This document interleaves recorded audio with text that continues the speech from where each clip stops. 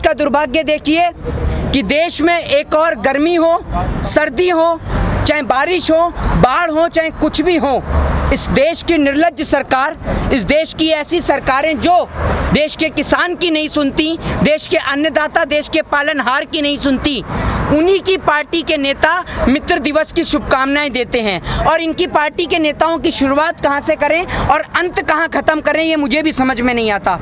क्योंकि इनकी पार्टी के नेता तो ऐसे हैं, देश भले ही भूल गया हो लेकिन देश की जनता नहीं भूलती है। इनकी पार्टी के नेता ऐसे हैं जो असेंबली में बैठ के पॉर्न वीडियोस तक देखते हैं। आपको याद होगा उन नेताओं के बारे में। तो भैया ऐसे नेताओं से हम देश के किसान के लिए कोई उम्मीद नहीं रख सकते। देश के किसान से उम्मीद और आशा अगर है किसी को तो वो भारत देश के लोगों से है, देश के लोकतंत्र से है, देश के प्रजातंत्र से है और देश की जनता से है। भारत देश के 133 करोड़ जनता जो भारत देश में निवास करती है, भारत देश के पैदा किए हुए किसान के अनाज खाती है। उस किसान के पैदा किए हुए अनाज का आज आपको कर्ज चुकाना है। आपको इस देश के किसान को समर्थन देना है, उसको सहयोग करना है। कृषि मंत्री ने कहा डिजिटल डेटाबेस तैयार हो रहा है, डिजिटल डेटाबेस तैयार कर रहे हैं। डिजिटल डेटाबेस का इस्तेमाल तो इनके नेता करते हैं। अभी आपको बताया तो कि असेंबली में बैठ के क्या क्या देख रहे हैं। तो डिजिटल डेटाबेस का इस्तेमाल तो इनके नेता करते हैं। और कैसा डिजिटल डेटाबेस कि आए दिन जब मर्जी जहाँ से भी नेटवर्क सेवा बहाल कर दी जाए। अब एक बात आप मुझे बताइए, जो लोग, उन लोगों को कह दूं पहली बात, जो अंधभक्त हैं, जो बेचारे जम्मू कश्मीर में प्लॉट नहीं खरीद पाए, अब रेलवे बिक रही है, रेलवे के कुछ डब्बे ही खरीद लो। जम्मू कश्मीर में तो तुम प्लॉट खरीद नहीं पाए, तो रेलवे के बिकते डिब्बों को ही खरीद लो कम से कम। उन्हीं को खरीद लोगे तो कम से कम देश तो बच जाएगा कुछ। और डेटा आप डिजिटल की बात कर रहे हैं, पूरे देश को जम्मू कश्मीर बना दिया इन्होंने। आए दिन जहां मर्जी कहीं पे भी नेट सेवा बहाल हो जाती है।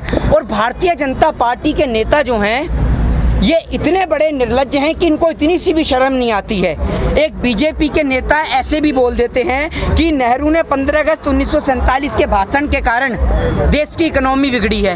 अरे बताओ भैया, देश में 15 अगस्त के भाषण से इकोनॉमी का क्या मतलब, वो भी 1947 के भाषण से। तो इनकी बातों के ना कोई सर है, ना पर है, ना कोई पैर है। इनों की बात का कोई भरोसा नहीं है। वो कह रहे महंगाई भी उसी से बढ़ी है। बिल्कुल भैया, देखिए ऐसा है, आपको इंग्लिश सीखनी हो, ठीक है, इंग्लिश सीखने के लिए भी आपको 1 महीने का समय लगता है। आपको अगर बेहतर किसी को हिंदी सीखनी हो तो उसके लिए भी 1 से 2 महीने का वक्त लगता है। अगर आपको जैपनीज़, चाइनीज़ सीखनी हो उसके लिए भी समय लगता है। लेकिन अगर किसी को फास्ट ट्रैक झूठ बोलना सीखना है तो आप नरेंद्र मोदी और कंपनी को ज्वाइन करिए। इन भाजपा के नेताओं को देखिए, मोदी जी को सुनिए। झूठ बोलना आप 10 दिन में सीख जाएंगे। ये इनके पास खास ट्रेनिंग है। लेकिन वो जो पोस्टर है वो तो सच है ना कि लखनऊ में किसान जाएंगे तो पिटाई होगी। कौन पीट सकता है देश के किसान को?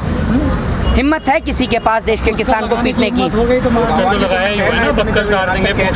देखिए, पहली बात मैं आपको एक बात बता दूं, पोस्टर लगाने में तो ये माहिर हैं। प्रचार प्रसार मंत्री हैं, एयरपोर्ट पे खड़े हो जाएंगे, एयरपोर्ट के आसपास कोई नहीं है, लेकिन मोदी जी हाथ हिला रहे हैं, पता नहीं किसको, मुझे भी नहीं पता ये बात के लिए, तो ठीक है ना। तो ये तो प्रचार प्रसार वाले लोग हैं। और आप एक बात बताइए, ये किसानों की बक्कल कैसे उतारेंगे? किसानों की बक्कल।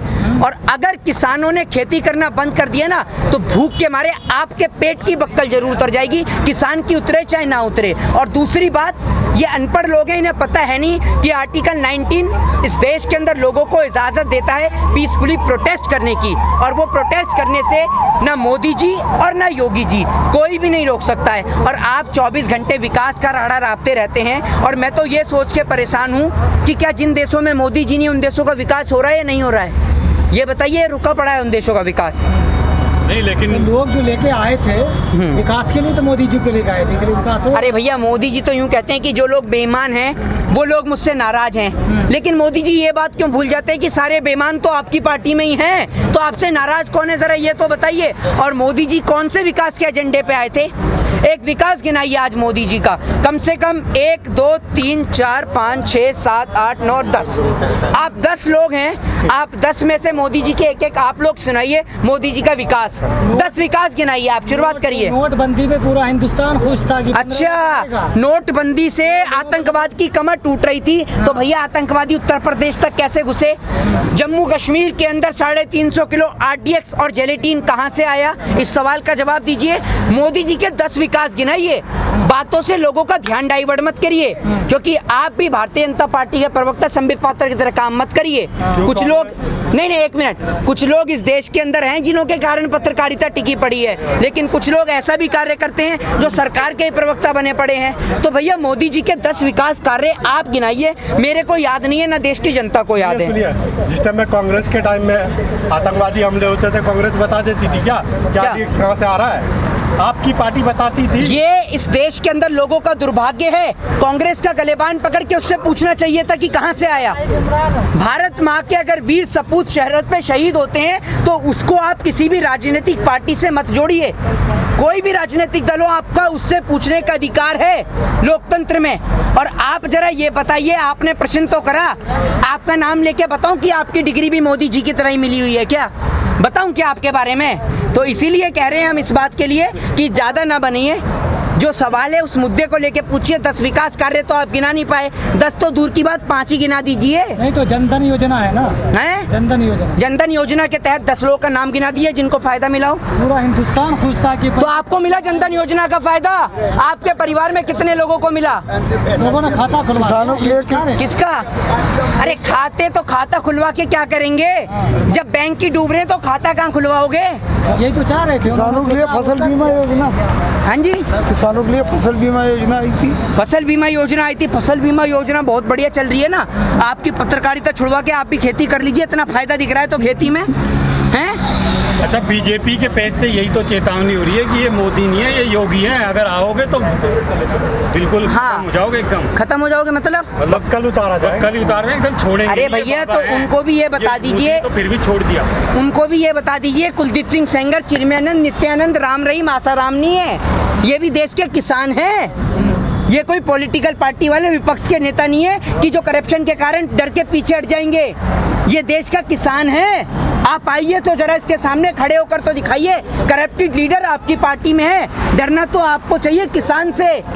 तो किसान क्यों डरेगा आपसे? संपत्ति जब्त हो जाएगी तो संपत्ति जब्त करने के लिए तैयार है? करिए आप हमारी संपत्ति को जब्त, हम तो जाएंगे लखनऊ, करके दिखाइए ना जरा योगी जी संपत्ति को जब्त। और अगर आप संपत्ति को जब्त करेंगे तो किसान तो कर चुका है सरकारी संपत्ति जब्त। अच्छा, लखनऊ जितने लोगों की संपत्ति जब्त करेंगे वो लोग इन्हीं फुटपाथ पे आएंगे। लखनऊ जा रहे, पटना क्यों नहीं जाते? सबसे परेशान तो वहाँ के किसान है। क्या क्यों नहीं जाते? पटना में तो मोदी जी के ट्रिपल इंजन की सरकार है, आप क्यों नहीं पूछते मोदी जी से जाकर? और ये बात तो आप, एक मिनट, ये बात तो जाकर आप योगी जी से पूछिए जो वहाँ पर प्रचार प्रसार कर रहे थे। आप क्यों नहीं जाते पटना? पटना लगाइए नीतीश कुमार के मुंह पे माइक और पूछिए कि भैया पटना में तो बाढ़ आ रही है, उसको लेकर क्या कहेंगे आप? वो पूछा गया है सवाल। कब आपने कब पूछा? बताइए अपने चैनल का नाम बताइए, मैं देखता हूँ आपने कब पूछा, बताइए। अरे क्या मोदी जी, मोदी विश्वविद्यालय, अरे मोदी हाई स्कूल से पढ़ के आए हैं क्या? मोदी हाई स्कूल से पढ़ के आए हैं कि लबालब झूठी बोले जा रहे हैं? अच्छा आप बताइए, क्या बताएं? परेशान कहाँ के किसान है ये बताइए? हैं? सबसे ज्यादा परेशान कहाँ के किसान? पूरे देश का ही किसान परेशान है। अब ये तो है नहीं कि मैं घर घर जाके, अरे बिहार के हैं सबसे ज्यादा। आप बिहार में सर्वे करके आए हैं? हाँ, अरे तो बिहार में आप तबाह हो जाते हैं वहाँ के किसान। एक मिनट, बिहार में आप गए हैं तो बिहार में तो मोदी जी की सरकार है। हाँ। तो मोदी जी की सरकार से आपने प्रश्न किया कि बिहार में तो आपकी सरकार है, तो आपके राज्य के किसान क्यों परेशान हैं? आपकी पार्टी वाली गठबंधन सरकार। अरे मेरी कौन सी पार्टी आ गई? हैं? कांग्रेस। आप बीजेपी के दलाली करते हैं, आपको बीजेपी के दलाल कहूँ तो आपको कैसा लगेगा? बताइए, आप कैसे हमें किसी पार्टी का बता सकते हैं? आपके पास कोई प्रूफ है? आप पे और आपके चैनल पे मानहानि का मुकदमा ठोक दूंगा, समझ रहे हैं आप? हाँ, और अगर बेवजह कभी इस शब्द का इस्तेमाल करा आपने, आप बीजेपी के पत्रकार हैं, पैसा मिलता है आपको बीजेपी की तरफ से, आप क्यों बोलते हैं? ये बताइए इस बात के लिए, बताइए। आप बीजेपी के दलाल हैं? बीजेपी आपको सपोर्ट करती है?